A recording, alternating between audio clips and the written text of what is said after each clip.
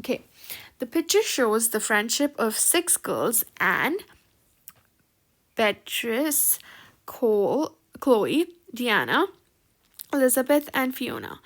Each number represents one of the girls, and each line joining two numbers represent the friendship between the two girls.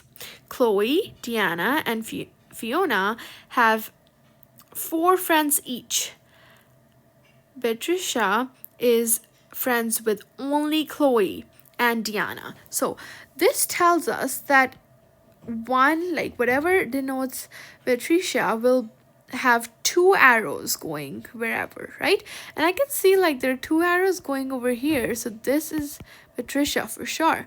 And this can be Chloe or Diana because they are friends with Patricia.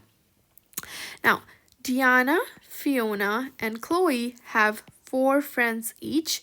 What is depicting Fiona? So let's look at the arrows now. Let's say Diana is this. So she has 1, 2, 3, 4 friends. Let's say Chloe is this. Chloe has 1, 2, 3, 4 friends. And let's see who Fiona is. Well, 1, 2, 3, 4. 4 friends. So Fiona is number 3.